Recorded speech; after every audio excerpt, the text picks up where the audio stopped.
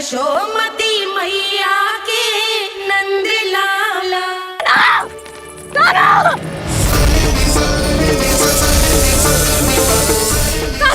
यशोदा, यशोदा रुको। छोड़ दो मुझे, छोड़ दो मुझे। जीजी संभालो, बावली हो गई है। जीजी संभालो। देखो अब कैसे तुम्हारे अस्थियों को तोड़कर छोटे छोटे टुकड़ों में बदल दूंगा मैं।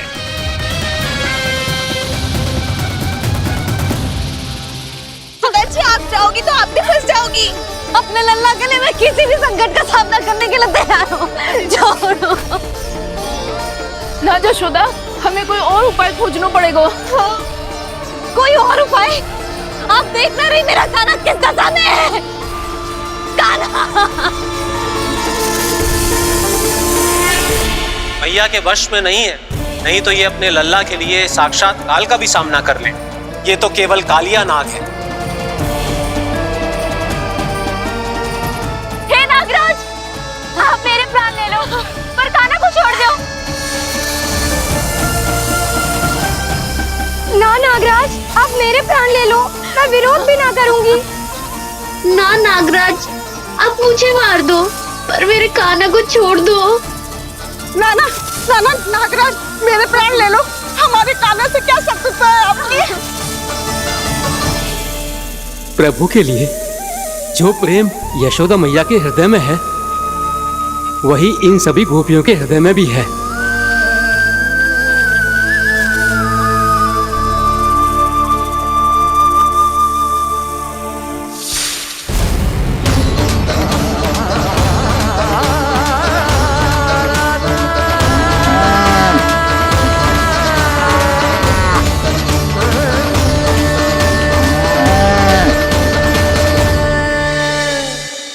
यशोदा, यशोदा, देखो इन गोपियों को, इन गैयाओं को, इन सब के मन में भी तुम्हारी भांति ही ममता भरी हुई। वो सब भी कान्हा से उतना ही प्रेम और स्नेह करती है, उतनी ही ममता से भरी हुई है जितनी कि तुम। तो तुम ही सोचो, जिसके साथ इतनी ममता और इतना स्नेह, इतना प्रेम, उसका कोई क्या कर सकता है? उस कालिया नाग का वेश इस सब आशीर्वादों के सामने कछु ना है। कछु करो जी। उसे बोलो वो मेरे प्राण ले ले, मेरे काना को छोड़ दे। यशोदा,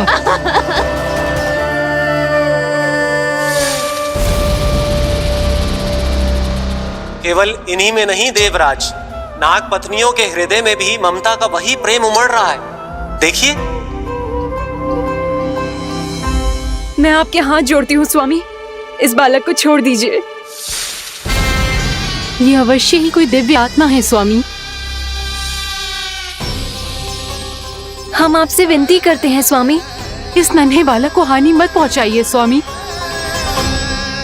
मेरी पत्नियां मेरे ही शत्रु के लिए विनती कर रही हैं। अब यदि इसके पक्ष में एक शब्द भी कहा तुम सबने, तो मैं इस बालक से पहले तुम सबके प्राण ले लूंगा। हो रहा प्रसन्न नाग कालिया, विजय को निश्चित जान। रोते बिलखते व्याकुल सब, संकट में देख कान्हा के प्राण।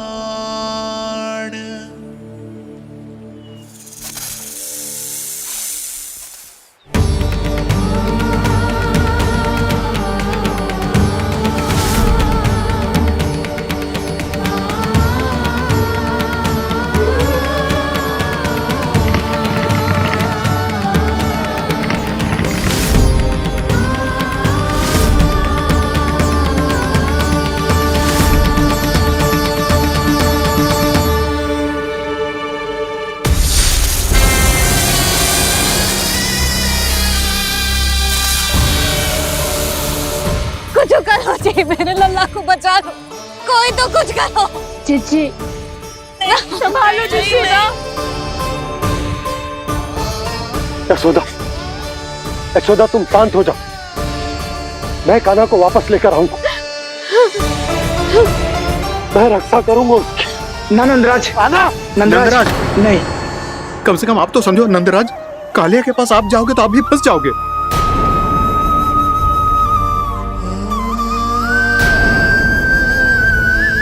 बलराम, तेरा भाई इतनी भीषण संकट में है और तुझे जरा भी दुख ना हो रहा? क्या आप सब अब तक नहीं समझ पाए कि कान्हा सच में कौन है? छोटे बाबा, आप तो उसका सत्य जानते हैं ना?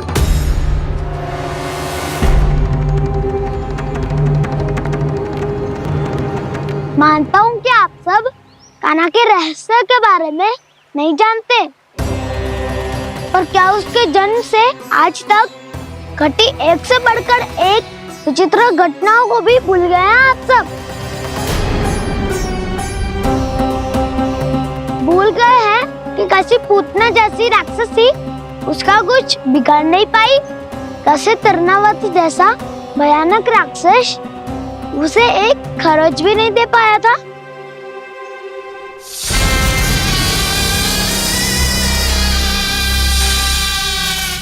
आप सबने अपनी आंखों से देखा था ना, बकासुर से कान्हा की रक्षा करने देवता स्वयं आए थे, पर सत्य तो ये है कि वो सभी देवता भी उस असुर के सामने असमर्थ हो गए थे।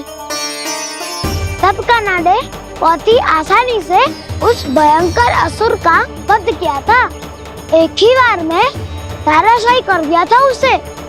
तो आप सभी सोचिए, बार बार ऐसे असाधारण कार्य करने वाला बालक साधारण कैसे हो सकता है? अब तो आरंभ से ही सारा सत्य जानते हैं छोटे बाबा। रहस्य छुपाने में सदैव कान्हा की सहायता करते आए हैं आप, और आज आप स्वयं ही उसके सत्य को भूल रहे हैं। और तुम सब भी तो जानते हो कान्हा की शक्तियों के बारे में, तो क्या तनिक भी विश्वास ना है अपने सखा पे? बलराम, जे तू क्या कह रहा है? मैंने जो कहा उसका एक एक शब्द सत्य है छोटी माँ। यदि प्रभु की इच्छा हुई तभी कुछ ही क्षणों में सब कुछ अपनी आंखों से स्वयं अनुभव कर लेंगे आप।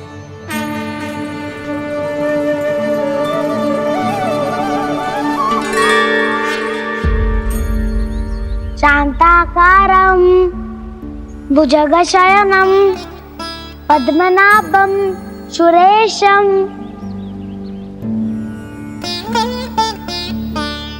विश्वाधारं गगनसदृशं मेघवर्णं शुभांगं लक्ष्मीकान्तं कमलनयनं योगी वीरध्यानगम्यं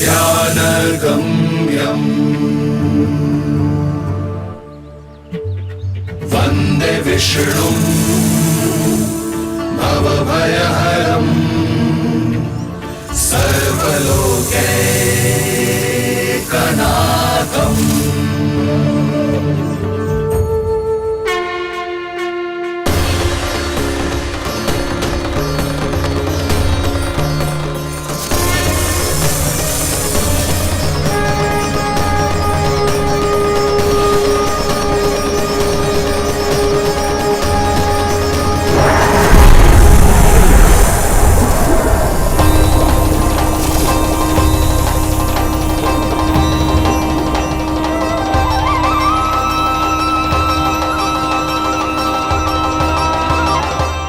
तुझे क्या लगता है बालक कि तू मेरी जकड़ से निकल गया तो अब बच जाएगा तू?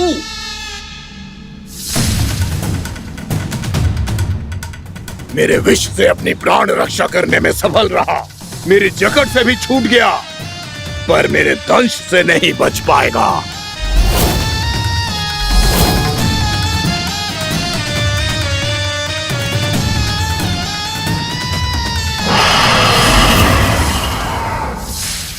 अब भय से भाग रहा है, पर मैं तुझे मृत्यु देकर रहूंगा।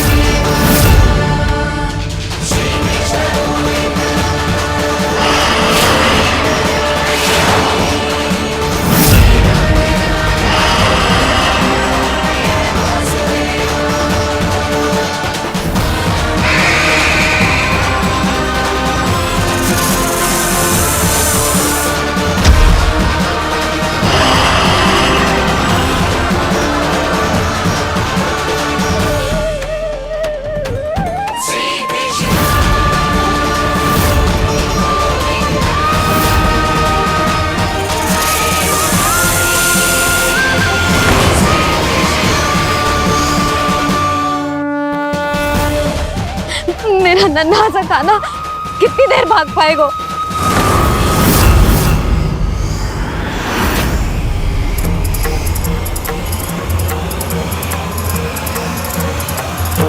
और कितनी प्रतीक्षा करोगे मेरी भक्त कालिया? भक्त नहीं, काल हूँ मैं तेरा। जब अहंकार का मुकुट बुद्धि को ढक लेता है तो भक्त अपने भगवान को भी नहीं पहचान पाता। व्यर्थ की पहेली में मत उलझा बालक। ना मैं भक्त हूँ और ना तू भगवान।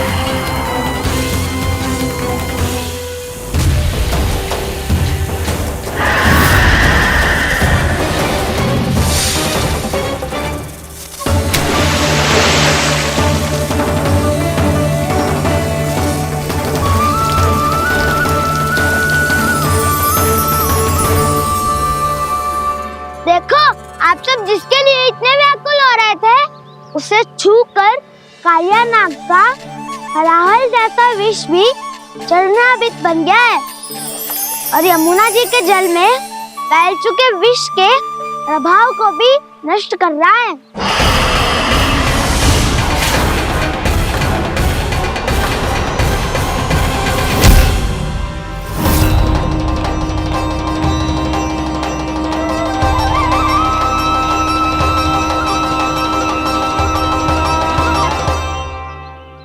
धर्म रक्षक अधर्म विनाशक प्रभु श्री कृष्ण का कौशल सचमुच अद्वितीय है। नारायण नारायण।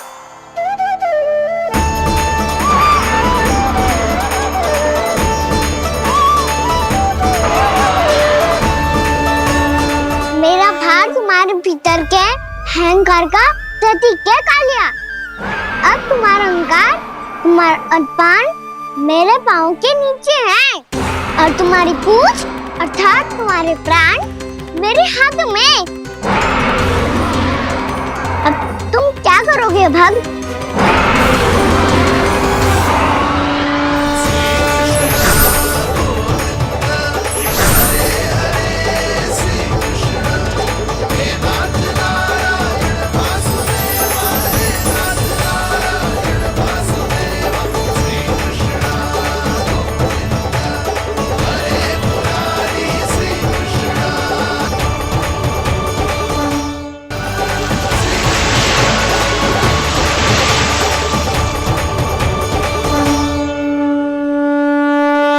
प्रभु, भले ये आपको पहचानने में असमर्थ हो, पर हम सब ने आपको पहचान लिया है। हाँ प्रभु, एक भक्त होने के नाते और एक अर्धांगिनी और माँ होने के नाते मैं आपसे इनके प्राणों की भिक्षा मांगती हूँ। अपनी कृपा दिखाइए और इन्हें क्षमा कर दीजिए। आपके लिए मित्र और शत्रु में कोई अंतर नहीं प्रभु। उसी तरह आपकी कृपा और दंड में भी कोई अंतर नहीं। दोनों दया ही तो हैं, अकारण ही किसी को प्राप्त नहीं होती। हमें विश्वास है कि हमारे पति को मिला ये दंड कोई अभिशाप नहीं है, आपका वरदान है। ये सत्य है प्रभु कि इनसे बहुत से पाप हुए हैं। इनके विष से बहुत सारे जीव जंतु को हानि पहुंची है, पर अब आपके चरण इनके शीश पर पड़ गए हैं। ऐसी कृपा तो बड़े बड़े महान महात्माओं को भी दुर्लभ है, और इन्हें प्राप्त हुआ तो अवश्य ही ये किसी महान पुण्य का ही फल है। हे प्रभु, उन्हीं पुण्य कर्मों की शक्ति का आह्वान कर मैं आपसे विनती करती हूँ, इन्हें प्राण दान दीजिए। मैं अपने इस भक्त को क्षमा अवश्य करूंगा देवियों, यदि ये अपने अहंकार को त्याग कर मुझे पहचान ले तो।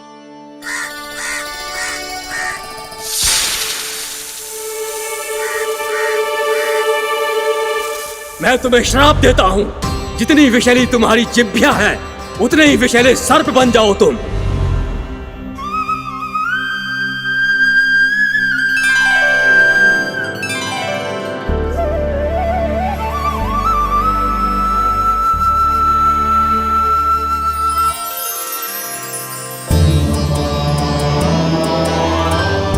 नारायण, मुझे क्षमा कीजिए नारायण। मैं तो आपका परम भक्त था, किंतु मैं आपको पहचान नहीं सका। इसका दंड तो मुझे मिलना ही था, किंतु मैं अब प्रायश्चित करना चाहता हूं। इसके लिए यदि आप मेरे प्राण भी ले लेंगे तो भी मुझे कोई दुख नहीं होगा। मैं अपना जीवन, मृत्यु और अपना अस्तित्व सब कुछ आपको समर्पित करता हूं। तुम्हें तुम्हारी क्रोध के कारण श्राप मिला, जिसे विशाल सर्प के रूप में तुम्हारा जन्म हुआ, और सर्प का तो स्वभाव है विष फैलाना। इसीलिए तुम्हें दंड नहीं दूंगा मैं, सिर्फ सभी अपराधों का पश्चाताप कर लिया। इसीलिए मैं तुम्हें क्षमा करता हूँ कालिया।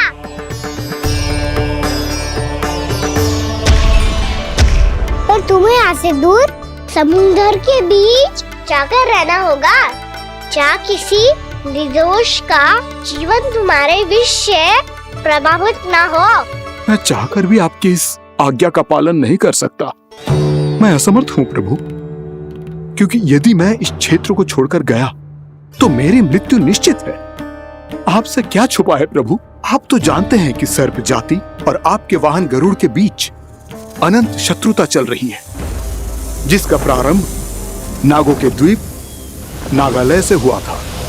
उस द्वीप पर छोटे जीवों को निगल जाने के लिए सर्प थे, और गरुड़ को सर्पों का स्वाद बहुत प्रिय था, इसलिए वो बार बार नागद्वीप जाने लगा था। पर इस कारण पूरी सर्प जाति उससे आतंकित हो गई थी। इसलिए जब भी गरुड़ वहाँ पहुँचता तो सभी सर्प छिपने लगते। जब गरुड़ को इसका आभास हुआ तो उसे बड़ा क्रोध आया, और वो उत्तेजना में भरकर सर्पों का शिकार करने लगा।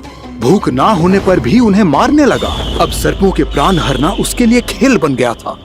इस भीषण समस्या का समाधान ढूंढने के लिए पूरी सर्प जाति महान सर्प वासुकी के सामने इकट्ठी हुई। हे महान वासुकी, हमारी सहायता कीजिए। नागद्वीप पर गरुड़ ने आतंक मचा दिया है। पहले तो वो हमें अपना भोजन बनाता था, लेकिन अब हम उसके खेल का साधन बन चुके हैं। भूख हो या ना हो, जब तब आकर वो हमारे प्राण हर लेता है। अनुचित हिंसा के इस प्रथा का आरंभ सर्पों ने ही किया है। पहले आप सबने पूरे द्वीप पर अधिकार कर लिया, फिर आहार के साथ साथ आनंद के लिए भी आप सभी ने निर्दोष जीवों की हत्या की।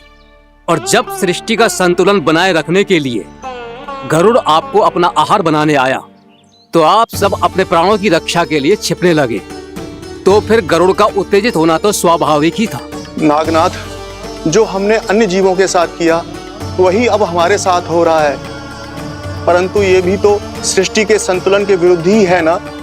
अवश्य है, इसलिए मैं गरुड़ से चर्चा करूंगा। धन्यवाद प्रभु।